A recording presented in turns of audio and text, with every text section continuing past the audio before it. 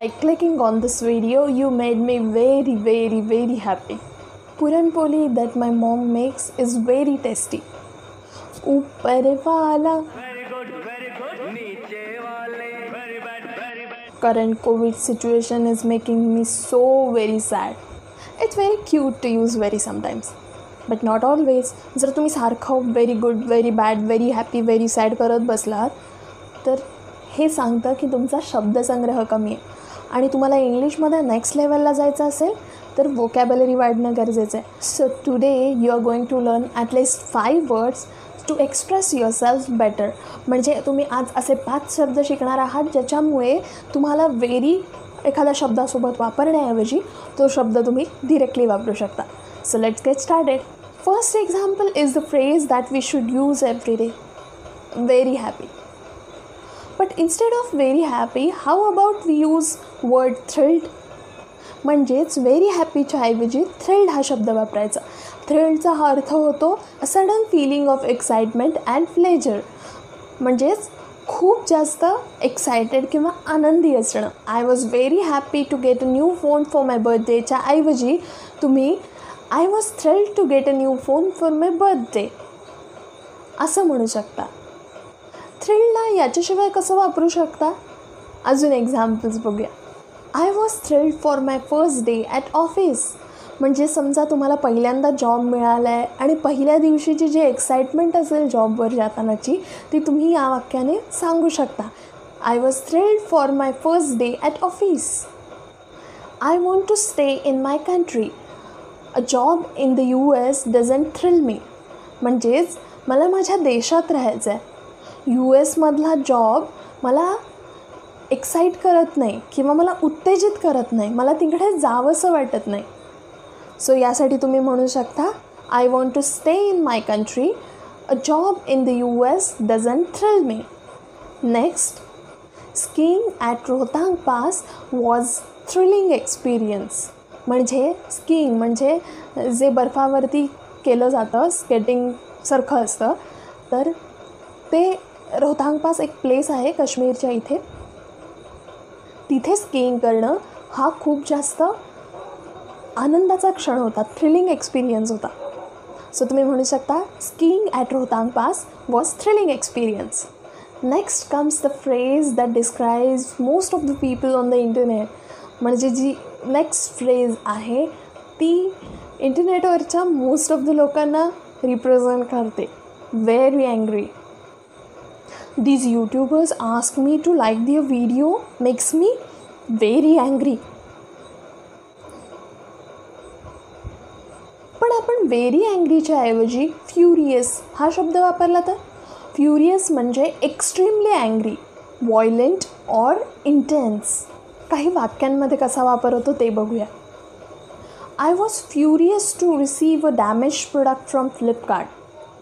म्हणजे मला फ्लिपकार्टवरनं damage product आल्यामुळे मला खूप राग आला होता. The street dog started barking furiously last night. म्हणजे काल रात्री रस्त्यावरचे कुत्रे खूप रागाने भुंकत होते. Moving on to the next phrase which is, आणि इथे हे ट्रिकी होतं कारण there are lot of emotions which are associated with word bad, awful, stressed, heart broken असे बरेच शब्द आहेत. सो कशा प्रकारे त्यांना वापरता येऊ शकतो व्हेरी बॅडच्या ऐवजी ते बघूया.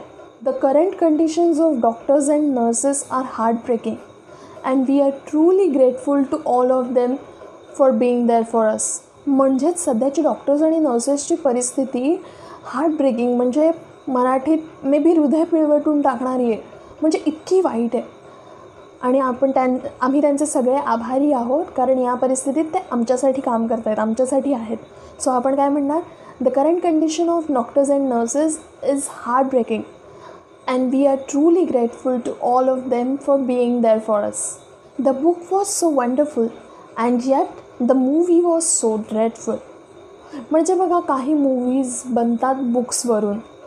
म्हणजे आधी पुस्तक असतं त्याच्यापासून मूव्ही बनतो. सो या वाक्याचा अर्थ असा होतो आहे की पुस्तक खूप छान होतं पण त्याच्यापासून बनवलेला पिक्चर मात्र अजिबात चांगला नव्हता. मग तुम्ही काय म्हणणार, the book was so wonderful and yet the movie was dreadful.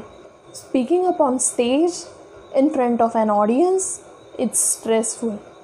म्हणजेच स्टेजवर जाऊन प्रेक्षकांसमोर बोलणं खूप तणाव तयार करणारं असतं. तुम्ही काय म्हणणार? Speaking up on stage in front of an audience is stressful. The crimes he committed are detestable. म्हणजे त्यानं केलेले गुन्हे खूप वाईट आहेत. तर तुम्ही काय म्हणणार? The crimes he committed are detestable. It's awful that wearing a mask is a political debate in US. Mask वापरणं हा राजकीय वादाचा मुद्दा आहे US मध्ये. हे अत्यंत खेदजनक आहे. म्हणजे तुम्ही काय म्हणणार? It's awful that wearing a mask is a political debate in the US. So heartbreaking, awful, dreadful, stressful, detestable हे वर्ड्स नोट डाऊन करा. कारण सध्याच्या सिच्युएशन्स बघता तुम्हाला हे शब्द वापरायला जास्त गरज पडणार आहे. Next is the phrase that we use at least once every day. Very sad. पण जर आपण व्हेरी सॅडच्या ऐवजी डिस्ट्रेसिंग वापरलं तर? Distressing means upsetting, causing anxiety, sorrow or pain. म्हणजेच त्रासदायक किंवा दुःखदायक किंवा तुम्हाला अस्वस्थ करणारं. म्हणजे for example distressing news. So instead of saying it is very sad to see the current COVID situation, तुम्ही म्हणू शकता it is distressing to see the current COVID situation. म्हणजे सध्याची कोविडची परिस्थिती अत्यंत अस्वस्थ करणारी किंवा त्रासदायक आहे. त्याचप्रमाणे आणखी तुम्ही वाक्यात त्याला कसं वापरू शकता? Monsoon does not distress me, I like the rain. म्हणजेच पावसाळा मला त्रासदायक नाही वाटत, मला पाऊस आवडतो. मग तुम्ही काय म्हणणार? Monsoon does not distress me, I like the rain. It is distressing to see the current state of economy. म्हणजे सध्याची अर्थव्यवस्था अत्यंत अस्वस्थ करणारी किंवा त्रासदायक आहे. सी, इझी आहे ना? जस्ट व्हेरी सॅडला रिप्लेस करा डिस्ट्रेसनं आणि तुम्ही खूप चांगले साऊंड कराल. कारण सारखं व्हेरी सॅड यूज करणं चांगलं नाही वाटत. So let's end this video on a positive note with the last phrase of the day, which is very good. जसे मी तुम्हाला व्हेरी बॅडच्या ऐवजी 5 वर्ड्स दिले, सो त्याला इक्वली फाईट करायसाठी मी तुम्हाला व्हेरी गुडच्या ऐवजी 5 वर्ड्स देणार आहे. I thoroughly enjoyed dinner. The food you made was delicious.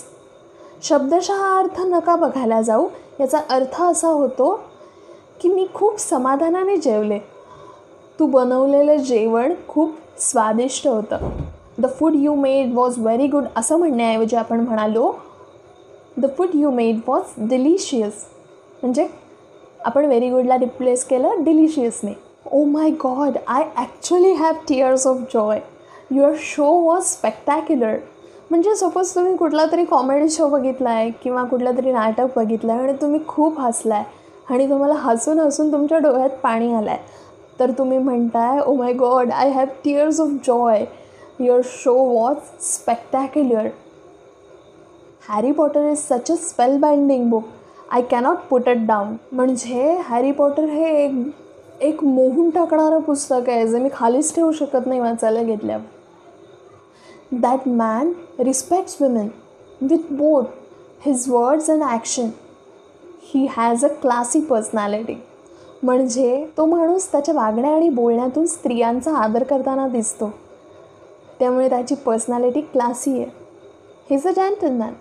And finally you can call me dark, fat and weird, but according to me I am flawless. म्हणजे तुम्ही मला काळी, जाडी, विचित्र काही म्हणा, पण माझ्या मते मी निर्दोष, परिपूर्ण.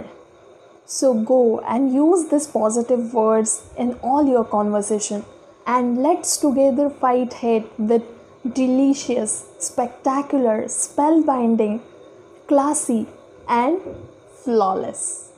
यानंतरचा यूट्यूब व्हिडिओ बघायला सुरू करण्याआधी या सगळ्या वर्ड्सपैकी एक वर्ड तुमच्या एखाद्या सेंटेन्समध्ये वापरा आणि कमेंटमध्ये लिहा. Because I feel very happy. No, I feel thrilled when I see your comment. So start now and learn fast.